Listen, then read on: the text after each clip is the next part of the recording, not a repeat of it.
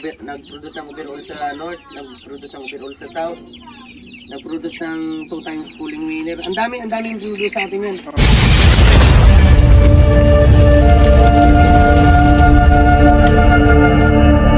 Yun, so good day mga kalapatids, no. So for today's video nga mga kalapatids ay may visit tayo, isa sa mga idol natin dito sa Puerto Princesa, Palawan mga kalapatids, no. So another tips na naman para sa ating mga newbie mga kalapatids, no. So alamin natin yung kwento ni Pres Erwin Atcha mga kalapatids sa kanyang pagkakalapate mga kalapatids, no, at sa sistema niya na rin sa kanyang lop mga kalapatids. So yun, big shoutout nga pala sa El Toro Probiotics sa Tarpaulin mga kalapatids. Yun, so may pangalan pa natin mga kalapatids, no. Cage 50 Lop TV mga kalapatids, no. Tatak El Toro Probiotics yan. Yun. So wag na natin to patagalin mga kalapatids. Kilalanin na natin siya mga kalapatids. Let's go. Ayan, good morning, magandang umaga mga kalapatids. Ako pala yung president ng Pigeon Racing dito sa Palawan mga kalapatids sa PFCO, no. Ako rin yung nagmamayari ng bird sa ilok. Tayo nga yung pinalad na mag second overall sa El Nido mga kalapatids. Yun. Ikwento lang natin kung ano yung mga nangyari sa mga ginawa natin yung mga nakaraang karera. Yun, so siyempre bago yun mga kalapatids, no, bibigyan muna natin siya ng El Toro Probiotics mga kalapatids. Talaga. Yun. Yan, maraming salamat sa El Toro Probiotics, sir. Yun. Good luck. Maraming salamat sa iyo. Malaking tulong to sa amin, lalo na dito sa amin sa Puerto Princesa. Napakahirap ng mga ganitong product bago kami makaabil. So napakatagal bago dumating. At least ito na. Bigyan tayo ni Toljan dyan. Sir El Toro Probiotics. Maraming salamat, sir. Maraming salamat rin sa iyo, Toljan. Yan. So Pres, pwede mo ba kaming mapasyal sa lop mo? Tara. Yun. Ito, bali ito yung flyer ko. Yun, so ito yung flyer niya mga kalapatids, no. Pero karamihan dito, puro YB. Oo. Kasi panglaro natin to ng koron. Ilan na lang dito yung Ulbert na yung nilaro natin ng Nilapakan. Ito yung nag-overall champion natin ng Nilapakan sa yan yung red bar. Oo. Yan yung nag-overall champion natin sa 1K banded. Yan. Yun. Yan nag-overall champion natin. Tapos ito naman yung 9 overall. Yung blue bar na may clip ring na kulay green. Tapos yung isa naman, yung blue bar na nakatalikod. Naload natin yan hanggang El Nido. Oo. Pero nung last lap, hindi siya natin naikarga kasi nung nagpa-training tayo ng Taytay. Pag-uwi na Falcon, kung mapapansin mo yung sa bandang harap, warak yan. Butas nga, no. Tinira ng Falcon yan na recover na siya ngayon. Okay na, healthy na ulit yung katawan niya, pero akala kong mamatayan, buti nga naka-recover pa. Yun, Pres, yung nagano mo pala, nag second overall mo. Ay, Itong ito siya. katatapos lang. So pwedeng makita, Pres. Ito yung second overall natin mga kalapatid. So pwede bang kunin mo, Pres? Pwede. Sige. Pakain natin mga. So para makita natin yung ibon na nag second overall champion niya mga kalapatids. Ito yung nag-second overall natin mga kalapatid sa Nido. Nakatatapos lang ng North Kerberis natin, Linapakan. Tawid dagat yun mga kalapatids. Napakagandang ibon. So kak to, Pres? Kak. Kak siya mga kalapatids. So anong bloodline yan, Pres? Ito yung ang tatay nito, bali ito na yung tatay nito, yung na-acquire din natin na Emil de Wert. Oo. Ayan. Tapos yung nanay niya, ito naman yung pinaka-nanay niya, yung anak mismo ng Tacloban. So ito mga kalapatids na, tingnan natin yung magulang. Producer ko na Tacloban, yung nanay niya, yun yung anak ng Tacloban, bali ito yung pinaka-nanay niya. Ito. Anak ng Tacloban yan yung pinaka-nanay niya. Ito naman yung ang nanay niya na yan, ito yung nanay yung producer ko, yung Tacloban. Siya mismo yung nagpo-produce ng mga winner sa akin. North and South, nagpo-produce sa akin ng winner yan. Nag-produce ng overall sa North, nag-produce ng overall sa South, nag-produce ng 2 times pulling winner. Ang daming produce sa atin yan. Oh, grabe, no. Bali, ito naman yung nag-overall natin ng Buliluyan. South naman ito siya. Overall champion natin ng Buliluyan yan, mga kalapatids. Grabe, yung mga hawak ni Pres dito mga kalapatids, no. Talagang ano. Tapos ito naman yung mga bagong susubukan natin, siyempre. Mga bagong acquire nga ng bagong acquire natin ng ibon. So talagang Sabi nga ng mga batika na mag-ibon, kung gusto mong manalo, mamuhunan ka. talaga lang. Mamuhunan ka sa pag-ibon, hindi yung gusto mong tag 500 lang tapos gusto mong manalo ka. Tapos pag natalo ka, sisihin mo yung pinagbilihan mo kasi mahina yung Oo. niya. Wag ganon. Kung gusto nating manalo mga kalapatid, mamuhunan tayo. Talaga lang. Totoo yun. Oo, mamuhunan tayo sa pag-iipon. Kasi ano talaga kalapatid, sa totoo lang, ako, sa flyer ko, 1 day eat lang ako eh. Oh. Pero sa breeder ko, dalawang beses talaga ako magpakain sa loob ng isang araw sa pag-breeder. Pero sa flyer, 1 day eat lang talaga. Hindi ako dalawang pakain sa flyer. Isang pakain lang sa loob ng isang araw. Pag flyer lang yun mga kalapatid. Pero sa breeder, wag na yung gagawin yun kasi unang-una yung mga apektuhan, yung magulang kasi sila yung nagsusubo sa mga inakay. Pangalawa, yung inakay, magiging mababansot o maririgid. So sayang din. Dapat yung mga inakay natin mga kalapatid, healthy siya. Katulad na lang inakay ko dito natin mga kalapatid. Kung mapapansin nyo, ayan, yan. Umiiyak pa mga kalapatid. Pero yung katawan mga kalapatid, buong buo yan. Talagang healthy talaga, no? Kasi complete sa vitamins, talaga, masyadong, pagdating sa inakay, dapat ganyan. Inakay mga kalapatid. Talagang buong buo. So, kung mapapansin nyo, may mga pa sa, yung kapatid niya mga kalapatid. So yung ganyan pres, no, malapit ng hiwala yan. Oo, baka kahit ngayon pwede na itong iwalay kasi kumakain na rin tayo. Pero nagsusubo pa kasi, sinusubuan ba siya ng magulang niya. Yun. So napakagandang inakay mga kalapatids, no? Ano yan? Buong buo.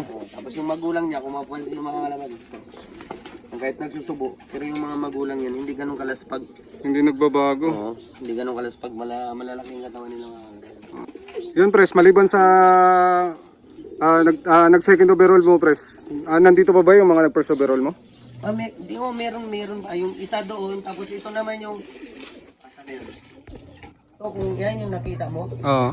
yung 2 times second overall ng balabak yan. Isa sa PFCO, isa sa SBPRPS nung mga nakaraan pa, medyo matagal na, mga past 2 years. So nandito pa talaga sila, no? Andyan pa siya.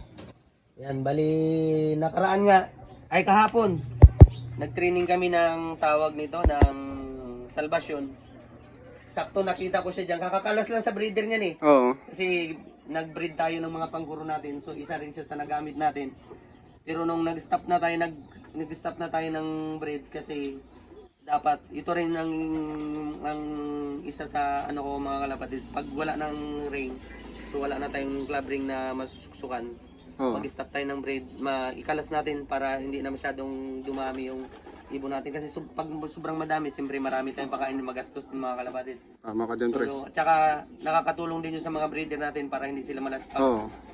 May maganda sila So nakita ko siya dyan, siguro mga 2 linggo ko pa lang siya nakalas. Nakita ko siya kapon, sinama ko siya ng salvation. And nakauwi naman. Pero south yung nilipad yan mga kalapatids, hindi ayos So susubukan mo siya ulit pres o pagpag lang? Pag lang, sinubukan ko lang kasi south nga yung lipad niya. Tapos nagpanorte kami kahapon. Nakita ko siya, sinama ko siya. Ayan, okay naman, nakauwi naman siya. Ayos pres Okay naman. So itong loop mo na to pres, na ito yung old loop mo. Ito yung old yung nagsisimula pa lang ako. Ito talaga yung pinaka-loop ko. Wala talaga akong idea kung paano gumawa ng basta. Yan, ginawa ko, pasira na nga. Ginawa ko na lang mga stock bird yan. Stock bird na lang to ngayon pres. Ito naman, hindi to. Ito ibon ni Franz to eh. Franz Chong, ito yung nag-champion ng El Nido, yung ikaw nag-second. Yung nakaraan pa. Yung newbie pa lang ako mga kalapatids, no? So sa mga hindi nakakaalam mga kalapatids, yung newbie pa lang ako, binigyan ako ng ibon ni Pres Erwin. So napagano ko naman at binigyan kaagad ako ng karangalan kalapatids, no? Napa-second ako. Ikaw yung nag-second. Yan na yan, yung kalaban niya. Andito na pala sa'yo, no? Kasi si Franz, yung kalapatids natin na din medyo busy ngayon, kakapanganak lang ng asawa. So nasa kuyo siya. Kaya yung mga ibon niya, halos lahat ng ibon niya nandito. May nagkatiwala sa atin mga kalapatids. So maraming salamat din siyempre. Pasalamat kay Franz at Chris, nagtiwala din sa atin. Kaya pala, Timax, may mga ibon din siya dito. Yun, si Idol Timax, meron din pala. Sarang ibon nito. Ito, nasa kay Timax to. Tapos, yan, sa kanya yan. Victor Fabre ata to. Yung bloodline niya nasa atin. Pero nakakalas din siya ngayon, di natin nagagamit. So, pahinga muna talaga, no? Oh, ito, sasakay tayo max din to mga kalabatis. Yung ibon nila. Habang may ibon sila. Ito, nasa kanya din to. Ito naman, bigart yung bloodline nito mga kalabatis. Yun. So, ito yung galing biopig yun ba ito? Oo, yan. Gandang cut, mga kalapatids. So, yung pares niya, Pres? Yan naman yung na-acquire ko ng El Nido for 4 points. Napakagandang ibon. Sa El Nido na bili ko. Ito naman yung na-acquire ko din sa Manila. 4 bali 2 pair. So, grabe mga kalapatids, so, mga bagong kalaban namin dito sa Puerto Princesa. Yun, no? Ito kay Franz Q dito mga kalabatis. Itong ibon na to, Pres. Yan. Ito daw yung sabi, car-winner niya daw yan. Oo. Tapos ito naman yung NFS. NFS, tapos yung sa loob, yung takluban, anak ng takluban ko yun.